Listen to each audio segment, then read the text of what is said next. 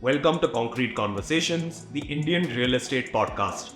Since COVID, we've seen a growth in the number of launches of plotted developments on the outskirts of the metro cities of India, along with Tier 2 and Tier 3 cities, as people look for cleaner environments, open spaces, and a connection to nature. Over the last few years, as Indians have placed an increased emphasis on their own health, wellness, and actually living a sustainable lifestyle, we've started to see another new trend emerge in the form of managed farmland. A lot of us might dream of retiring to a farm on the outskirts of the city, but actually setting up and acquiring a piece of farmland in India can be a daunting process, not to mention the amount of work that goes into running a farm successfully.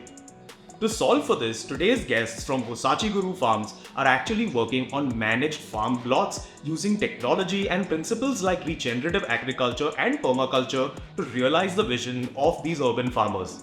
Mr. Chiguru and Mr. Sethi have been working with Hosachiguru farms for over a decade, having joined after pursuing their own entrepreneurial ventures.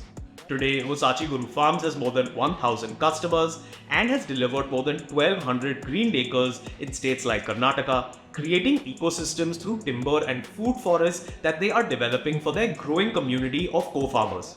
In today's episode, we discuss how managed farmland works, how farmland should be viewed from an investment lens, creating farmhouses and unique experiences, the principles behind regenerative agriculture, and much more. So let's get started.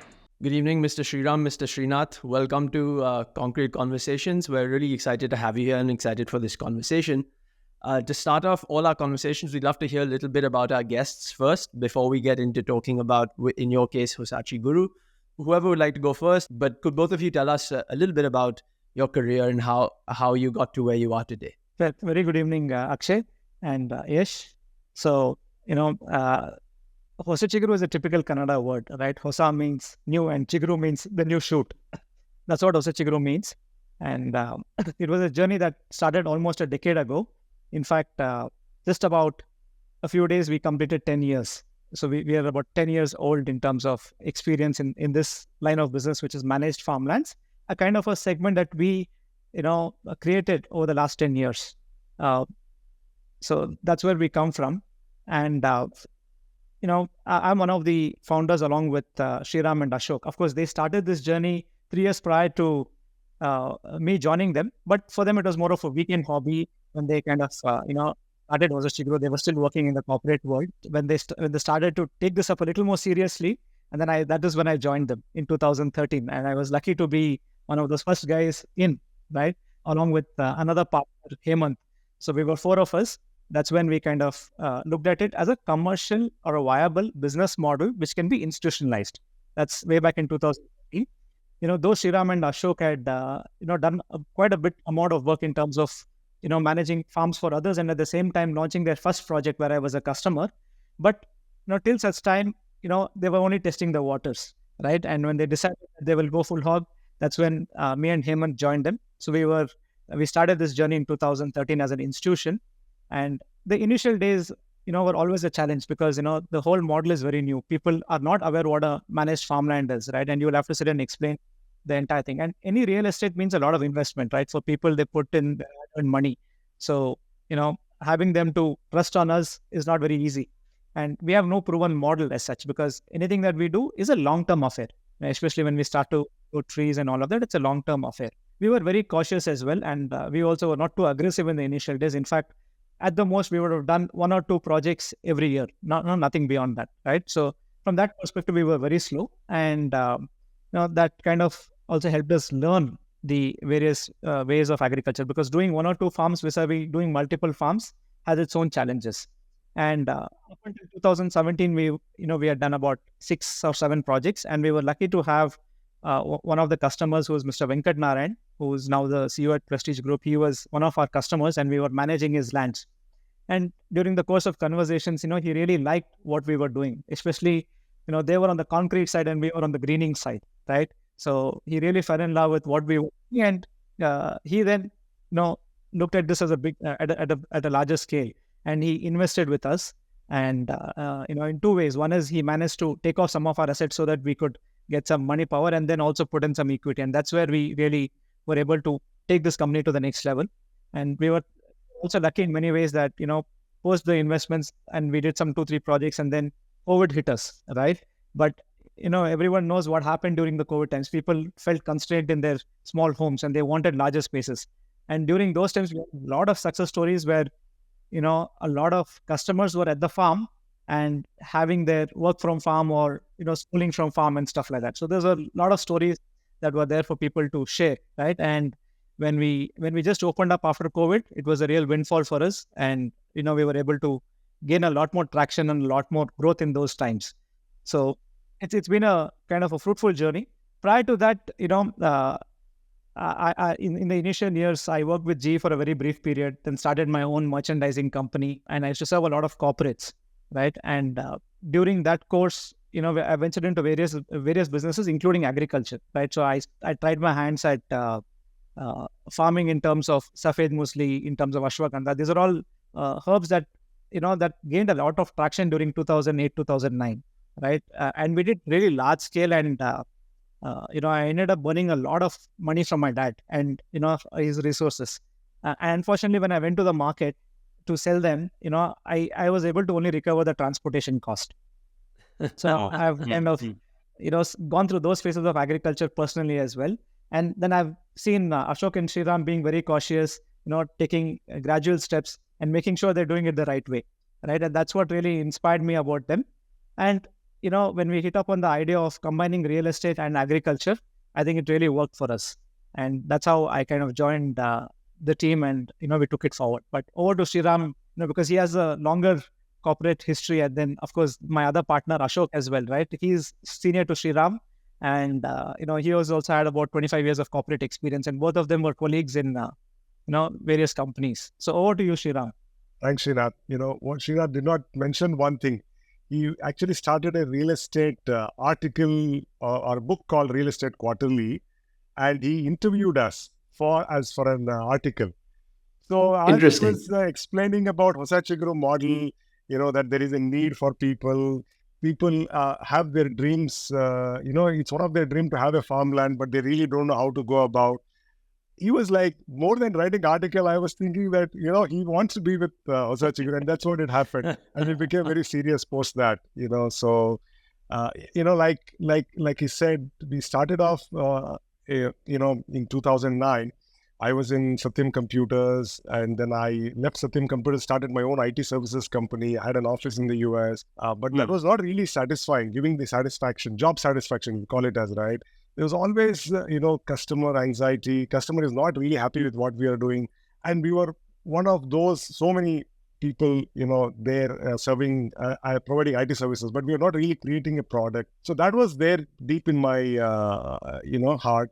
And, personally, I did not know the A of agriculture nor the R of real estate. So I come from a, middle class background. And that also helped us because we didn't really come with any baggage that real estate had to be done like this or agriculture had to be done like this. But we came with a very open mind, when we started this. So, and then we figured it out, as we did, in our first project. Trust me, if I were to take this example, we planted, using all our resources in one of the family land of Ashok, who is my other partner in Ballari, very, very close to Ballari. It's a very hot place. Right now, only we are reeling under, the heat. In Bangalore heat, we are unable to bear. But you can imagine the Ballari heat, which is a lot more closer to the mines and all of that. That was our first farm. We put all our resources, we were still driven by Excel sheet. We were still driven by process, automation. That still continues. But agriculture throws a lot of curved balls at you. It's not the Excel sheet anymore, right? We followed it. We took the advice that we could get. But, come 1 year down the line, all the plants that we planted were gone. It's perished. So then we realized, man, but one good thing that happened is we didn't lose our passion. But then we started realizing agriculture is a rocket science. It's not just science, it's a rocket science. A farmer needs to be a real farmer. For him to be successful, he has to be a farmer at heart, agronomist at heart. He has to be an engineer. He has to be a good project manager. He has to be a sales guy. All of it, right? Imagine you have to put a drip irrigation. You have to put power, you have to get power, how deep the water, the borehole has to be sunk, what is the kind of power that we should draw, what are the kind of plants that we have to put, is that soil right enough for the plants to manage, and you have to have the right resources to make sure the plant grows, well beyond it. We've grown very cautiously. We are currently operating in 3 states around Bangalore. Luckily, Bangalore is at a cusp, of Tamil Nadu, Andhra, and Karnataka. We can dash to any of these states within about an hour and a half drive. So we evolved over a period of time, in terms of permaculture, making sure all the crops there, and we started adding a lot more value-added services. Initial days when we started this managed farmland was far away. There is a farm. We'll grow this crop for you, and over a period of time you'll get this income. But from there, we very quickly moved towards a lifestyle product. It's a farm that you should come more often, visit more often. And we learned it from our customers. They said, yeah, the farm is so beautiful, but it's too far. Can it be closer? But, our resources, financial resources was there only to really go and buy land very far away, right? But then as we scaled up, then we realized, it is a time, it's a place where people bond, they grow together, they see their plants growing, their families bond together. So we started building a small resort or a retreat kind of thing in every farm. There is a goshala in every farm, and then we started doing hospitality services. Our hospitality services are there is no Western face to them, right? There is no formal training to them. We wanted to keep it little rustic, so we prepare food that's grown in our own farms, and our customers love it. Whether the CEO of Mindtree or the HR head of Colgate Palmolive, or be it whosoever, when they come to the farm, they said, yeah, it's rustic. It's exactly the way it's at my house. This, and that's all we need. There's a place for them to sit. There are machans for them to, go sit and, either play music, read a book, or just not do anything, right? Today, the thing is about power of doing nothing. Many a times we are so forced to do things all the time. And I was recently seeing a video article which said 63% of American workers are stressed out. They are burnt out. They may express or they may not express, but trust me, India is not behind. India is more than the America. It's about 70%, and Korea being 74% of people are burnt out. They feel they need a change, they need a rest. And today I read another article which says, they're spending, like nobody else, right? Media and entertainment, the amount of money their per capita spending has increased by 70%. That means everybody needs that, place to go and express themselves or just get lost. But this farm, in fact, when they come back with a lot of energy because they're really not doing anything. Consciously, we are not putting TVs in our resort, but there are books for them to read. There are a lot of activities for them to do in the farm. So it's a great thing, right? So yeah, I find something that you said very fascinating, which was how the usage and your practices of agriculture also grew over time and changed over time along with the offering. And Srinath, I know that you explained the concept of managed farmland in a short way. I just wanted to clear it up for our listeners as well. When we talk about farmland, it's usually a bit complicated for people who are looking to purchase the land and everything directly. So with that in mind, what is the differentiation from a perspective of a buyer potentially of a managed farmland when they're speaking to you versus actually going out and buying, actual farmland and looking into all of that from scratch? Fairish. I mean, to make this a little easier, I would like to take an analogy, right? Today, we all like to live in a gated community, right? Gone are the days somebody will go and buy an independent house, have his own security, have his own swimming pool, have his own, gym and all of that, because it's impossible to maintain, right? I mean, if you want all of those facilities, it makes sense that you go to a gated community and you be a part of the gated community, right? Where you have 24/7 security, you can access your plumber, electrician at any point of time. And at a cost of maybe 10,000-15,000 rupees a month, you have access to all of these facilities. Now, imagine as an individual bungalow owner, if you want a security guard, one is, that guy will always be on the phone. There is no supervisor to monitor him, right? And that itself is going to cost you a bomb, leave alone having access to all of the other amenities. So in the real estate arena, the gated community has literally revolutionized the way we live, right? 20, 30 years back, if somebody said in Bangalore, hey, I have a swimming pool in my house, that guy must have been a millionaire, right? But today, everybody who's a part of a gated community has access to swimming pool, badminton courts, tennis, right? Likewise, if today somebody comes and tells you, hey, I have a farmhouse, right? I have cows there.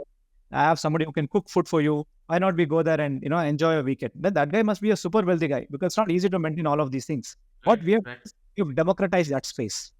Right. Just like how the gated community plotted developments were done, we have kind of done a gated community of farmlands. So what happens is that we buy a larger tract of land, say a 50 to 100 acre parcel, and then we divide those parcels into quarter acre, half acre, 1 acre. So based on each one's interest, they can buy these parcels, right? And every parcel has a proper access road, it has a proper irrigation facility, and there is a certain vision that is given to each of these farms, and they kind of add up to the overall vision of the farm. Like in any gated community, we have a lot of common facilities. It could be a retreat area, right? It could be a cafe, it could be the centralized irrigation tank, the petting center, the goshala, a common vegetable garden. So there are various amenities that are a part of a gated community, right? Like for instance, if I need to have a nice people tree, if I were to put it on somebody's land, it is going to be a huge canopy, right? So I would choose certain common areas to have some sacred groves where I can really have those trees, which may not be functional for a person in terms of fruity, but it adds to the overall beauty of the land. So I have some common areas of that in nature, right? And whereas each and every plot which an individual buys has a biodiverse variety of trees that are planted on them based on their choices. So we have around, say, 250 varieties that can be grown in and around Bangalore. I'm speaking about varied fruits, herbs or flowering trees that can be grown, right, as tree-based crops. So, based on each one's liking, they can choose what sort of trees they want to plant, right? The only constraint is that it should be tree-based and it should be native variety. It should be varieties that can grow locally, that can respond to the soil and not to chemicals.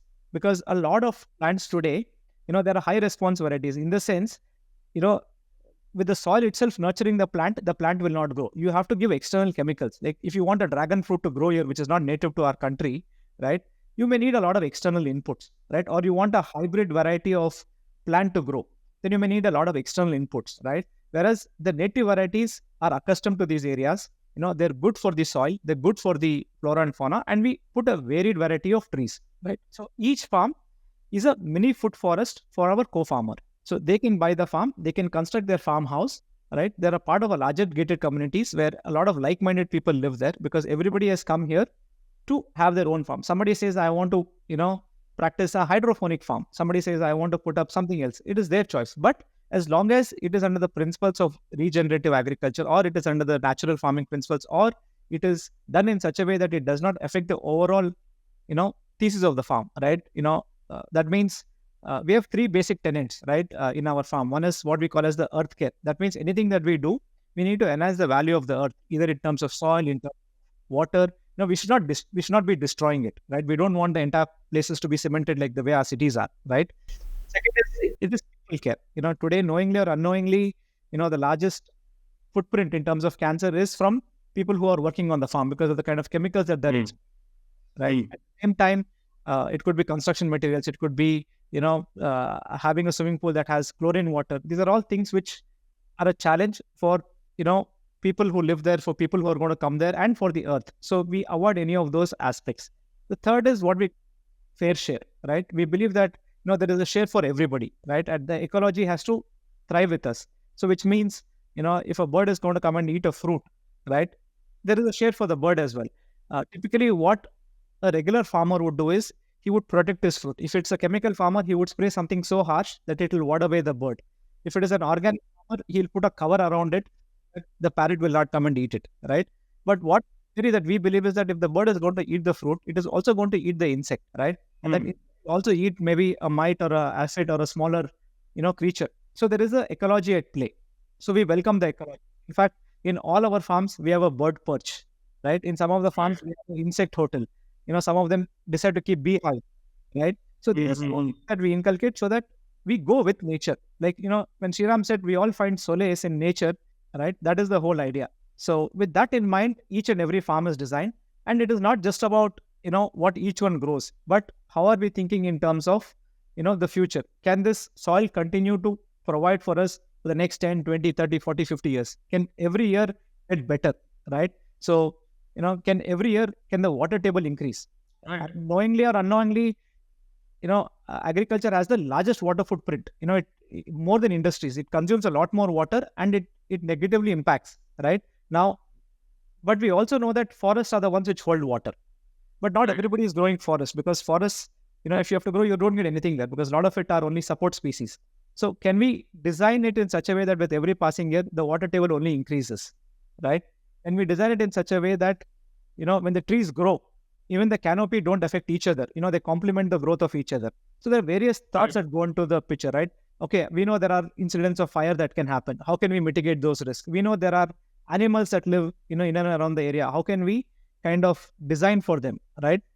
So all of these aspects are considered while we make a farm. So we bring in a lot of experience, like how any developer would bring in experience and a theme to their layout or to their building. Likewise, we bring in that experience and knowledge to the farm, and we work with each and every co-farmer. We call them a co-farmer. The reason being, suppose I'm a co-founder for Hosachiguru, right? I have a team to fulfill my vision. Likewise, for our farmers, we call them a co-farmer because we believe that we are the team to fulfill their vision of what they want to do on the farm.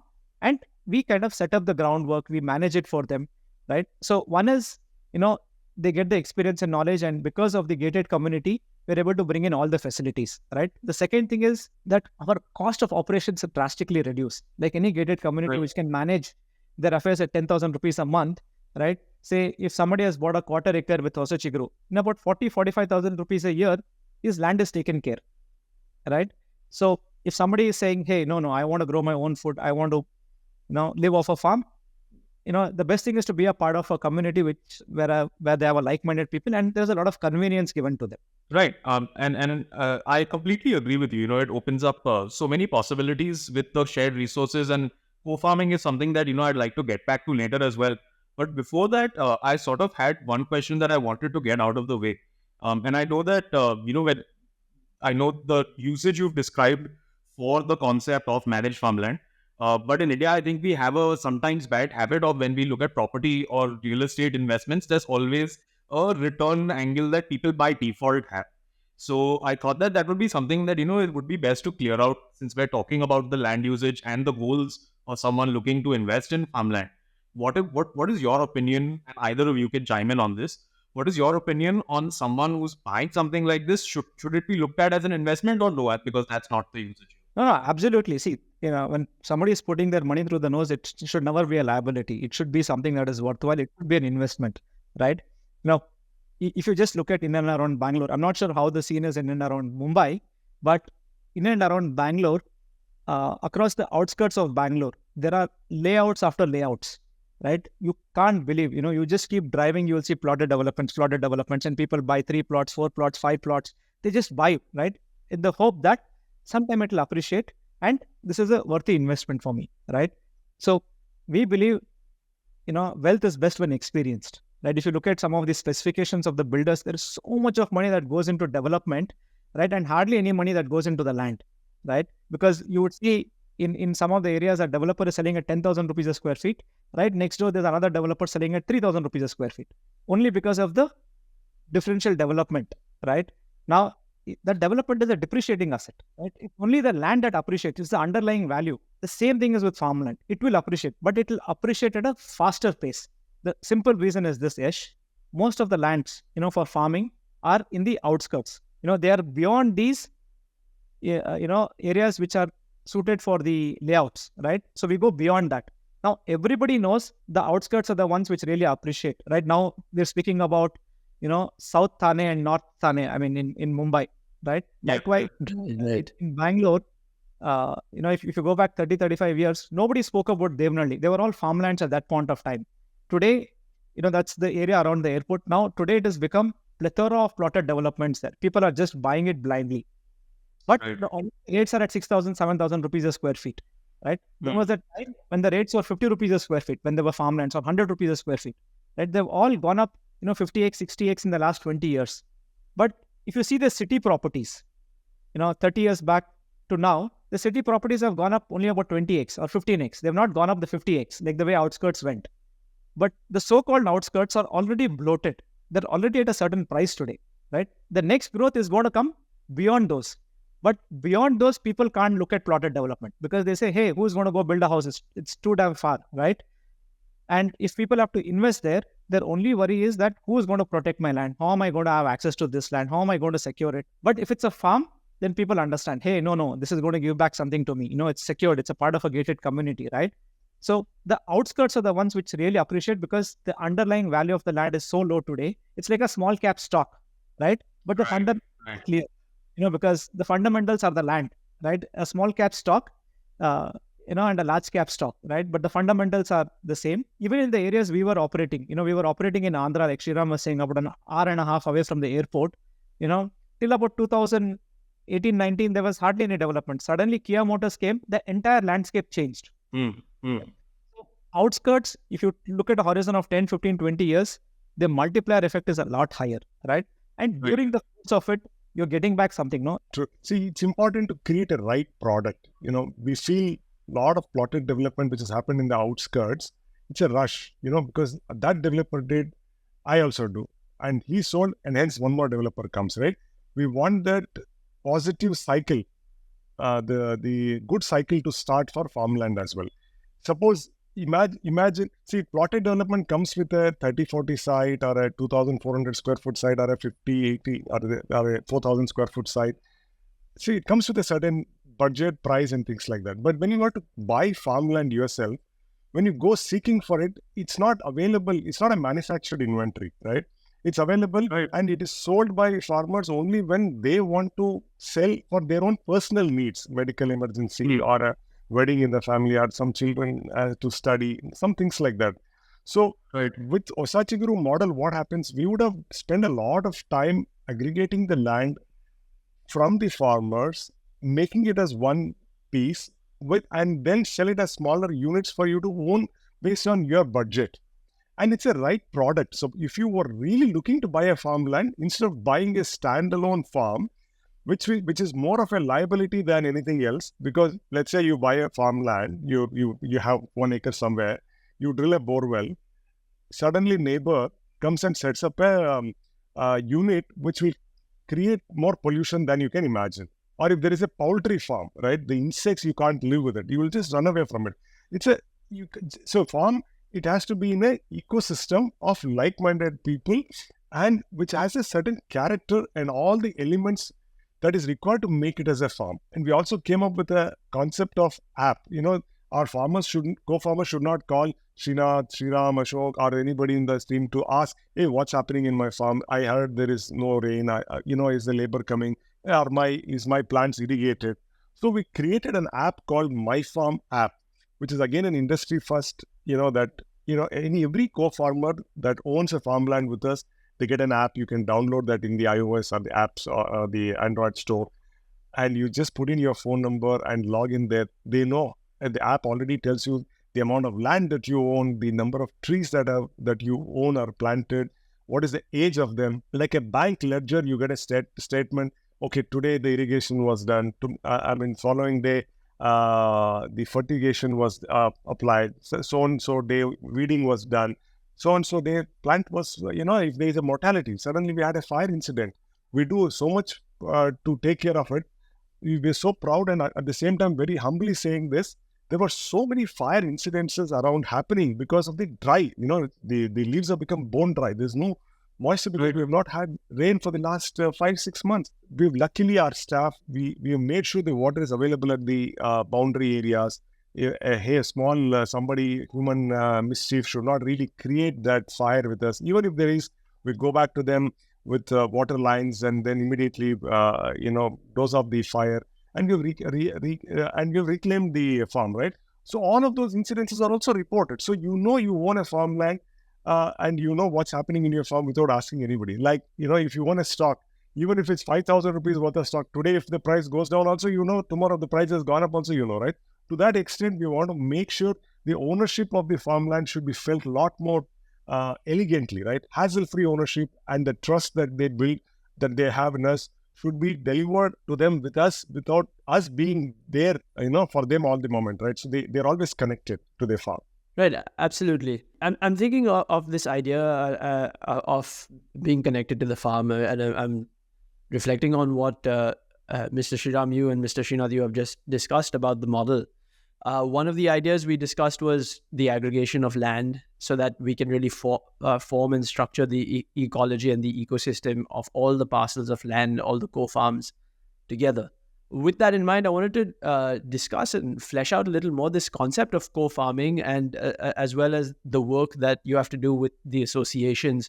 So when you set up the ecology, maybe every individual parcel owner has a preference of what they want to grow, but you also have to look at the ecosystem across the entire aggregate land. So how does this concept of co-farming, if you could explain it and tell us about how it plays into the greater business model, and then where the associations also factor into the equation? So I'll take the first part of the question. I'll take the cue from what Srinath told earlier. He mentioned that we have a curated list of what plants can grow and all of that, right? And that curated list is not just a random list. So every farm, so especially we have farms all around 3 states, right? In Karnataka, in Tamil Nadu, and Andhra Pradesh. The soils are different, the terrain is different, the water tables are different, the local microclimate is different. So each farm, we do something called as environmental study. So our own permaculturists, our own agronomists, they're very passionate about, very similar to the way, true to the motto, they go and stay in the land even before we buy. They roam around, they see what's the flora and fauna, what is growing naturally, what is endemic to that place. All of that has been studied, and then we create that list of what is good for this plant, right? So it's not a random, list of plants that are there. It is scientific and it is sustainable as well. Right. Now, this list is there, and we have set up the infrastructure. When you come to any of our farm, you will not even see one drop of water where it is not supposed to be there. Use drip irrigations, pressure compensation, make sure there are mulching around it, and it's only there in the root zone, and you don't see this water being used anywhere else. Very basic common sense, right? If you irrigate, in hot sun at say midnight, noon, the temperature is so high that the water evapotranspiration losses will be very high. So we only irrigate either before 9 a.m., 10 a.m. types, before the heat comes in, and then post, during the sunset, so that the water that we irrigate actually goes down. So we're creating the infrastructure. We've created the set of plants, curated the set of plants that can grow, and the security measures, and the process of how to do the pruning and what plant has to come where and things like that. Everything has been planned. The basic planning is all taken care of. And now should somebody want to maintain their own farm, they can maintain it, right? If they want to, because the infrastructure is taken, the common areas are still taken care of. So we as a company are the service provider. So once you buy the land from us, we wear the hat of a service provider. We become your service provider. We'll maintain the farm for the longest time, right? And we know how the plantation has been done. Now, should you want to, do the maintenance your own self, you can do it for your own farm, or collectively when people start to live in the farm and they want to form an association, and they want to, as a collectively, to decide on what to grow, what not to grow, or how to handle certain situation, they can certainly do. But we will still serve the association, right? All the landowners will become an association, and they again give the contract back to us to continue to maintain the farmland for us. So that way, it is hassle-free. It's not that you go there and you have to become an association and then you have to learn farming and then you have to do anything like that. Hosachiguru is there through and through, and we sign a contract for about 15 years from the day you buy the farmland that we will continue to maintain it. And once you form an association, should you choose to renew the contract with us, we will continue to maintain this farmland for you. That's how we have kind of designed. Right. And there's something that you mentioned, Mr. Sriram, that I wanted to, follow up about. You said that now that people are living, on the farms and people are starting to do that as well. I'd also noticed that there are some villa plots that Hosachiguru Farms is also mentioned. So with that in mind, I just wanted to ask you about that as well. What has the response been like for residential options or villa plots where people have to come stay? Because like you, I think Mr. Srinath said that, during COVID, there were people that wanted to stay there, work from there as well. So have you seen an uptick in that, or has the response changed? No, the uptick is quite good. The momentum is strong. We are only refining our offering based on customers' feedback, right? Some of them, we always felt some people want to build a weekend home. It's only for them to build a home for their weekend. But a lot of our customers are now saying, I would love to, be there 24/7, 365 days and come to city only when it is required because I have the work from home option and things like that. So in this case, a lot more people will build homes, and hence we are creating the infrastructure. We're creating that villaments with a agriculture theme, whether it is common gardens or the civic communities. It will have a lot of green space, and we're also creating a bylaw where we construct lesser area and create grow more trees. So that way, true to the essence, though the land is converted, but it is still offering you the benefit of a farm. It'll still have a goshala, it'll still have a clubhouse where you can go and experience the all the hospitality, all the naturally grown food, but you still have the other infrastructure which is a lot more user friendly for your day-to-day living. You have more power lines, you have sewerage systems done, roads are asphalted, but without losing the theme of the farmland. I mean, Sridhar, you can add if I missed anything. So essentially, there are two things, Ish. One is farmlands that we sell, which are agriculture in status, right? Over there, a farmhouse in 10% of his land. And we have a lot of customers who have done that across our farms, right? And they can avail the services in terms of housekeeping from us, in terms of they can come and have the food at the cafeteria. They don't need to essentially cook. They also have access to the farm, right? So that is in terms of the weekend homes at the farm, or like Shriram said, some people want to live there 24/7. So it is their choice. Now, likewise, we have launched a new product, or in about a month or so, we should be launching this. It's a residential layout, the first of its kind, with a farm theme. Okay. Right. So right.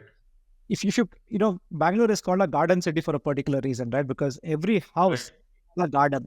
So if you look at a typical 40-60 plot, even today you'll see a lot of these homes. There's a front yard with some trees. There's a backyard and about 1,200 or 1,400 square feet of built-up area. But today people want larger spaces, so the entire, site is built end to end with, 3-4 floors and all of that. So there is no green spaces left per se. And that's how every typical plot is getting converted into a concrete jungle, right? And every developer who's offering today plotted development are offering 30, 40, 40, 60, which, people will overgrow. And people are just looking at that as a site where they can build the entire home. So our idea was go a little outskirts, right?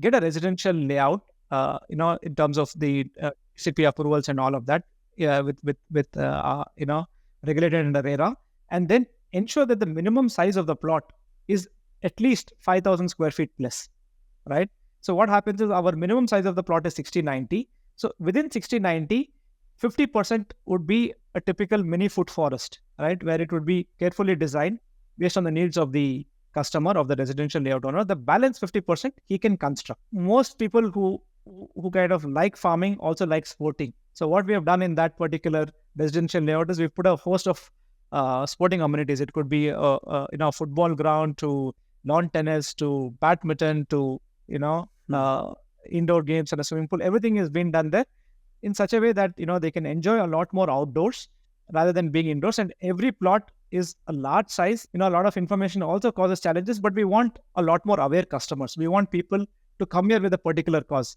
right? A lot of my customers today, because of the kind of statistics we give on My Farm app, I just had a call about 2 days back. Hey, organic carbon has really improved, man, on our land, right? Last year it was only 0.15%. Today it's 0.25%. Great, man, that's almost a double. I hope we'll only get better. That he has not even asked me the price of the land. What is the soil carbon? Right. What? No, you said you'll install a flow meter. Can you share the readings with me? What is our water footprint, right? Or there is one of the customer who is a anthropologist, the guy who is a bird enthusiast, right? So in our environmental study document, we had put a list of all the native birds that are a part of this area and what are the native birds that are coming, right? So he took a step further to kind of to understand what are the type of birds that are coming back now after 5 years of growing this forest in Bristol Cone Farm. Right. We have one of our employee who is also very enthusiastic about this. So he and him the customer collated the data and said, hey, we are having all of these birds coming back now. Right? So the conversations that we have with our customers are very different from the typical real estate thing. So they all come, with the real estate aspect, not that they don't come, right? But over a period of time, they realize, how long will you keep looking at it? I'm not going to sell this tomorrow, right? I'm here. I want to experience this for my family, right? So it doesn't matter. What is important to me is, what is the real value of the land? Mahatma Gandhi said, right, the real gold is soil. The real wealth of the nation is how we treat our soil, right? Right. We have been in business for the last 10 years, and 99% of our customers have held on to their land. Nobody has sold. Very, very few people. Not even a percentage, right? Very, very small percentage of people are looking for a resale. The reason being, either they had to go away from Bangalore for some family reasons, or something else happened that they are unable to manage their financial resources.